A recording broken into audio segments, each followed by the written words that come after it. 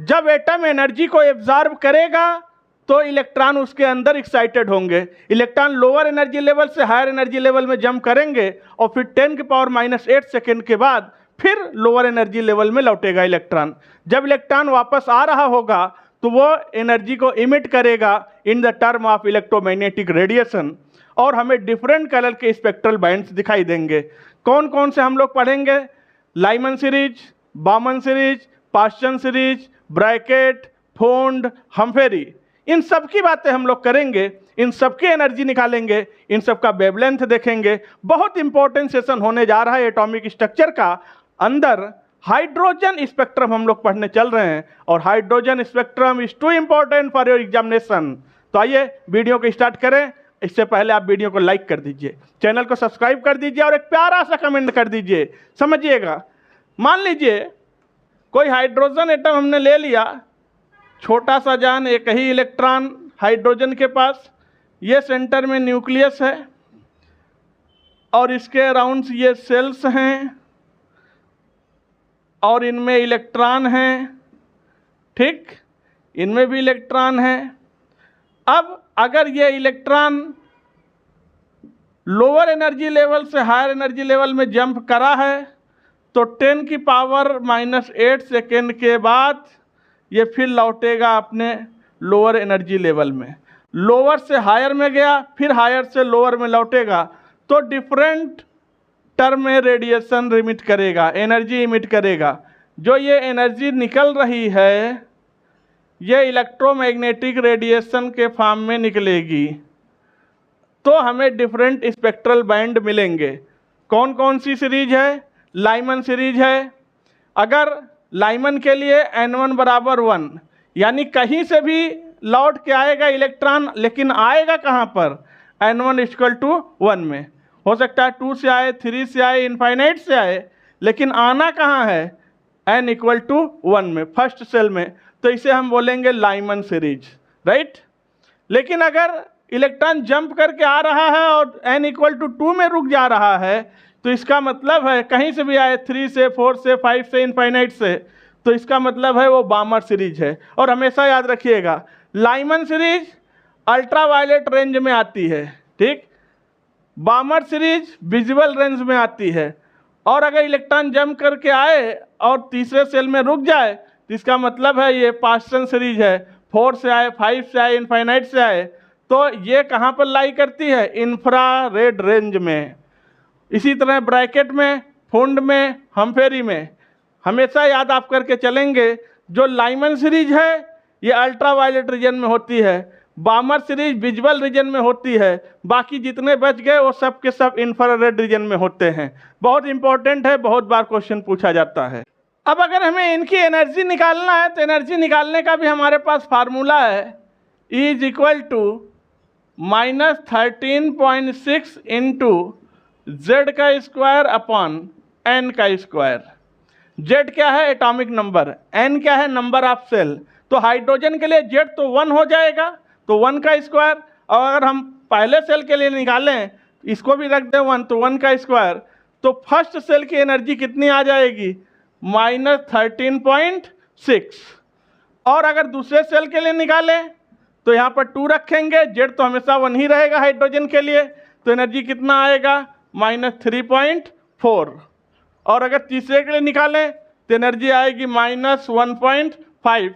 इस तरह से हम एनर्जी निकालते चले जाएंगे, और इनफाइनाइट की एनर्जी कितनी होगी? 0। यानी जब हम इलेक्ट्रॉन इनफाइनाइट से जंप करके यहाँ पर आएगा तो एनर्जी का डिफरेंस ज़्यादा आएगा। अगर एनर्जी ज़्यादा तो वेवलेंथ कम, वेवलेंथ कम तो एनर्जी ज़्यादा। इन्वर्सली प्रोपोर्शनल होता, हमेशा याद रखिएगा, energy inversely proportional to wavelength होता है।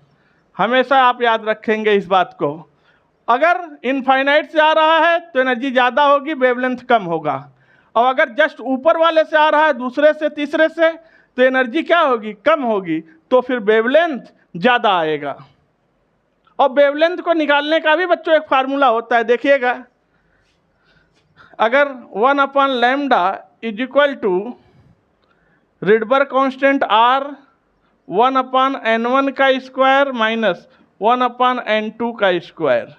देखिएगा, यहाँ से हम वेवलेंथ निकालेंगे, यहाँ से हम एनर्जी निकालेंगे, यहाँ से वेवलेंथ निकालेंगे, और एनर्जी इनवर्सली प्रोपोर्शनल है वेवलेंथ के, हमेशा इस बात को याद भी रखेंगे। बहुत ज़्यादा क्वेश्चन पूछा जाता है किस सेल की एनर्जी कितनी है, फार्मूला लगाओ। बहुत ज़्यादा क्वेश्चन पूछते हैं लैम्डा मिनिमम निकालो, लैम्डा मैक्सिमम निकालो, लाइमन सीरीज के लिए निकालो, बामर सीरीज के निकालो, पास्चन के लिए निकालो, फुंड के लिए निकालो, हम्फेरी के लिए निकालो। जिसका भी पूछे बस N1 और N2 सही रख देना, आंसर सही आएगा। आइए आपको रख के दिखाते। अब मान लीजिए लाइमन सीरीज के लिए हमें वेवलेंथ निकालना है, तो लाइमन के लिए बच्चों N1 इक्वल टू आप क्या रखेंगे 1, लाइमन के लिए N1 की वैल्यू क्या रखेंगे 1।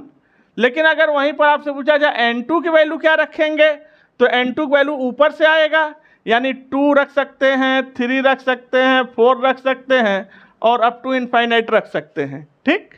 लेकिन अगर बामर सीरीज के लिए पूछा जाए तो बामर के लिए आप N1 क्या रखोगे, N1 इक्वल टू 2 रखेंगे, और N2 इक्वल टू क्या रखोगे, ऊपर कोई भी रखो, 3, 4, 5 सो ऑन इनफाइनाइट। अगर पास्चन के लिए पूछा जाए तो N1 आप क्या रखोगे, पास्चन के लिए N1 इक्वल टू 3, लेकिन N2 इक्वल टू 4, 5, 6 इनफाइनाइट, ठीक। N1 N2 सही डिसाइड करना है, नहीं तो क्वेश्चन गलत हो जाएगा। ब्रैकेट के लिए N1 इक्वल टू क्या रखेंगे 4, N2 इक्वल टू क्या रखेंगे 5, 6 अप टू इनफाइनाइट। इसी तरह फुंड के लिए, इसी तरह हम्फेरी के लिए रखेंगे। N1 N2 सही डिसाइड कर लेना, क्वेश्चन गलत नहीं होगा। अब अगर हमें कहा जाए लाइमन सीरीज के लिए आप निकालिए, फॉर लाइमन सीरीज वेवलेंथ निकालिए, क्या निकालेंगे हम, लैम्डा मिनिमम। लैम्डा मिनिमम, अगर मिनिमम निकालना है तो हमें एनर्जी मैक्सिमम चाहिए। एनर्जी मैक्सिमम कहाँ से मिलेगी, जब इनफाइनाइट से जंप करेगा, यानी N1 इक्वल टू तो हम रखेंगे 1, चूँकि लाइमन के लिए निकाल रहे हैं, और N2 इक्वल टू क्या रखेंगे इनफाइनाइट। एनर्जी वहाँ से मैक्सिमम आएगा तो लैम्डा अपने आप मिनिमम हो जाएगा। तो फार्मूला तो पता ही है, 1 upon lambda minimum is equal to 1 upon N1 का स्क्वायर, तो 1 माइनस 1 अपॉन N2 इनफाइनाइट का स्क्वायर, तो ये तो हो गया 0। तो फिर यहाँ से बच्चों लैम्डा मिनिमम कितना आ गया, तो यहाँ से बच्चों लैम्डा मिनिमम कितना आ गया 1 अपॉन R। लीजिए लैम्डा मिनिमम आ गया। लेकिन वो अगर हमसे कह देता है कि लैम्डा मैक्सिमम निकाल लो लाइमन के लिए, लैम्डा क्या निकालना है मैक्सिमम, तो जब लैम्डा मैक्सिमम निकालना होता तो हम N1 इक्वल टू 1 रखते, लेकिन N2 इक्वल टू क्या रखते, जहाँ से एनर्जी कम मिले तो ऊपर से हम कराएंगे N इक्वल टू 2 से, तो एनर्जी कम होगी, लैम्डा मैक्सिमम अपने आप हो जाएगा। तो यहाँ से हम निकाल लेंगे 1 upon lambda max is equal to 1 upon Rydberg constant R रहेगा 1 अपॉन 1 का स्क्वायर माइनस 1 अपॉन 2 का स्क्वायर, कितना हो जाएगा 4। तो इसको सॉल्व कर दिया तो लैम्डा मैक्स कितना आ गया 4/3R, तो हो गया 4/3R। लीजिए इस तरह से लैम्डा मिनिमम निकालेंगे और लैम्डा मैक्सिमम निकालेंगे। बस डिसाइड करना है, केवल N1 N2 सही डिसाइड करना है। मान लो बच्चों अगर वो कह देते कि बामर सीरीज के लिए लैम्डा मिनिमम निकालिए आप, लैम्डा मिनिमम, तो N1 इक्वल टू तो हम 2 रखते बामर के लिए, और अगर N2 क्या रखते, तो ध्यान रखिएगा लैम्डा मिनिमम निकालना है तो एनर्जी ज़्यादा चाहिए, एनर्जी ज़्यादा चाहिए तो इनफाइनाइट से लाएंगे, तो क्या रखते इनफाइनाइट। तो यहाँ से लैम्डा मिनिमम निकाल लेंगे, 1 upon lambda minimum is equal to R 1 upon N1 का स्क्वायर यानी 2 का स्क्वायर माइनस, ये तो इनफाइनाइट है तो 0 हो गया। तो यहाँ से लैम्डा मिनिमम क्या आ जाए 4/R आ गया लैम्डा मिनिमम। और अगर कह रहे हैं बाल्मर के लिए लैम्डा मैक्सिमम निकालो, लैम्डा मैक्सिमम, तो आप N1 क्या रखोगे, क्योंकि बामर सीरीज है 2 रखना ही पड़ेगा, और N2 आप क्या रखोगे, तो हम जस्ट ऊपर वाला लेंगे 3, यहाँ से एनर्जी मिनिमम होगा लैम्डा मैक्सिमम हो जाएगा। तो ये हो गया 1 upon lambda max is equal to Rydberg constant R, Rydberg constant उधर लिखा है, तो ये हो गया 1 अपॉन 2 का स्क्वायर 4 माइनस 1 अपॉन 3 का स्क्वायर 9, तो यहाँ से लैम्डा मैक्स कितना आ गया, तो ये हो गया 36/5r।